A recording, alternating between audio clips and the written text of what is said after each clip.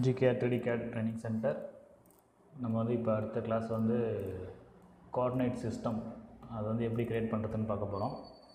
அதுக்கு முன்னாடி ஒரு நியூ ஃபைல் ஒன்று ஓப்பன் பண்ணிக்கிறேன். நியூ ஃபைல் ஓப்பன் பண்ணிவிட்டு பிளேன்லாம் ஹைட் பண்ணிக்கிறேன். ஃப்ரண்ட் பிளேனை செலக்ட் பண்ணி ஸ்கெட்சுக்குள்ளே என்ட்ரு ஆகிறேன். ஃபஸ்ட்டு வந்து ஒரு ரெக்டாங்கிள் பாக்ஸ் ஒன்று போட்டுக்கலாம், ரெக்டாங்கிள். அதுக்கப்புறம் அதை எக்ஸ்ட்ரூட் பண்ணுறேன். அதுக்கு முன்னாடி டைமென்ஷன் பண்ணிடலாம். 60, 80,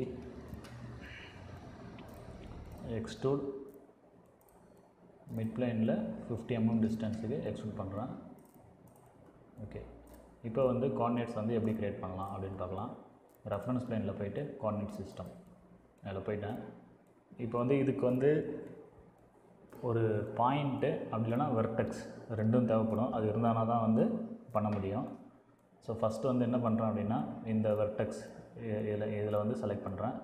ஸோ அங்கே வந்து பார்த்திங்கன்னா 3 கோஆர்டினேட்ஸ் வந்து வந்துருச்சு. இது வந்து எக்ஸ் டைரெக்ஷன், இது வந்து ஒய், இந்த ப்ளூ கலரில் வந்து இசட் டைரெக்ஷன், 3 டைரெக்ஷன் இருக்குது. இப்போ வந்து எனக்கு நீங்கள் வந்து டைரெக்ஷன் வந்து நீங்களே சூஸ் பண்ணிக்கலாம். இப்போ எக்ஸ் வந்து மேலே வேணும், அப்படி இல்லைனா ஜெட்டு மேலே வேணும் அப்படின்னா என்ன பண்ணணும் அப்படின்னா, இப்போ எக்ஸாம்பிளுக்கு எக்ஸு மேலே வேணும் அப்படின்னா இந்த எக்ஸில் வந்து இப்போ செலக்ட் ஆகிருக்கு. எக்ஸை செலக்ட் பண்ணிவிட்டு எக்ஸுக்கு பர்பெண்டிகுலரான ஃபேஸ் எதுவோ அதை செலக்ட் பண்ணிங்க அப்படின்னா எக்ஸ் வந்து மேலே வந்துடும். இப்போ பார்த்தீங்கன்னா எக்ஸ் வந்து மேலே வந்துருச்சு. அதே மாதிரி ஒய் வந்து எங்கே வேணும் அப்படின்றத நீங்கள் தான் சூஸ் பண்ண போகிறீங்க. ஒய்யை செலக்ட் பண்ணிவிட்டு ஒய் வந்து இப்போ இந்த டைரெக்ஷனில் வேணும் அப்படின்னா அந்த டைரெக்ஷனை செலக்ட் பண்ணிங்க அப்படின்னா ஒய் வந்து இந்த பக்கம் வந்துருச்சு. இசட் வந்து இப்போ இந்த பக்கம் இருக்குது. ஸோ இப்போ இந்த மாதிரி வந்து நீங்கள் கோஆர்டினேட்ஸ் வந்து எப்படி வேணாலும் செலக்ட் பண்ணிக்கலாம். அதே மாதிரி இந்த எக்ஸோடைய டைரெக்ஷன் வந்து கீழே போகணும் அப்படின்னா கீழே மாற்றிக்கலாம். இசட்லேயும் அதே மாதிரி ஒய்லேயும் அதே மாதிரி மாற்றிக்கலாம். ஒய் வந்து எந்த டைரெக்ஷனோ அந்த டைரெக்ஷனில் மாற்றிக்கலாம். இசட்லேயும் வந்து மாற்றிக்கலாம்.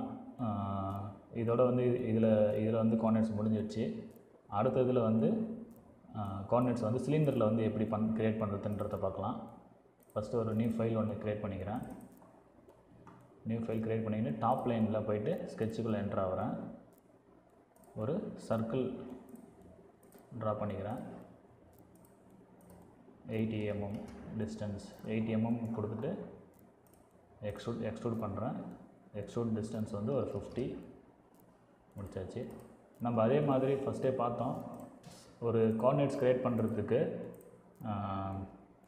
ஒரு பாயிண்ட்டு அப்படி இல்லைனா வெர்டெக்ஸ் ரெண்டு தேவை அப்படின்னு பார்த்தோம். ஃபஸ்ட்டு வந்து வெர்டெக்ஸை வச்சு நம்ம ஆல்ரெடி பார்த்துட்டோம். இப்போ வந்து பாயிண்ட்டை வச்சு பார்க்கலாம். ஸோ பாயிண்ட்டு வந்து இப்போ இங்கே எதுவும் இல்லை. ஸோ நான் இப்போ திருப்பி புதுசாக க்ரியேட் பண்ணுறேன். ரைட் கிளிக் பண்ணி ஸ்கெட்சுக்குள்ளே என்ட்ரு ஆகிறேன். பாயிண்ட் வந்து இங்கே இருக்குது. பாயிண்ட்டை வந்து கரெக்டாக எங்கே வேணுமோ அங்கே வச்சுக்கிறேன். இப்போ நான் கரெக்டாக சென்டர்லேயே வச்சுருக்கேன். பார்த்திங்கன்னா தெரியும், சென்டரில் கரெக்டாக இருக்குது. ஸோ வந்து ஸ்கெட்சை விட்டு வெளியில் வந்துடுறேன். இப்போ இந்த ஆரிஜினில் எப்படி வந்து ஒரு கோஆர்டினேட்ஸ் வைக்கலாம் அப்படின்னு பார்க்கலாம். ஃபஸ்ட்டு வந்து கோஆர்டினேட்ஸ் செலக்ட் பண்ணிவிட்டு அந்த பாயிண்ட்டை வந்து செலக்ட் பண்ணுறேன். பாயிண்ட்டை செலக்ட் பண்ணிவிட்டு இப்போ வந்து அதே வந்து டிஃபால்ட்டாக ஒரு டைரெக்ஷன்லாம் வந்திருக்கு. இப்போ எனக்கு வந்து இசட் வந்து மேலே போகணும் அப்படின்னு நான் இது பண்ணுறேன். இசட்டை செலக்ட் பண்ணிவிட்டு இசட் வந்து எதுக்கு பர்பெண்டிகுலராக வரணுமோ அந்த சர்ஃபேஸை செலக்ட் பண்ணுறேன். செலக்ட் பண்ண உடனே இசட் வந்து மேலே போயிடுச்சு. ஸோ ஓகேங்களா, இந்த மாதிரி வந்து உங்கள் கோஆர்டினேட்ஸை வந்து நீங்கள் க்ரியேட் பண்ணிக்கலாம்.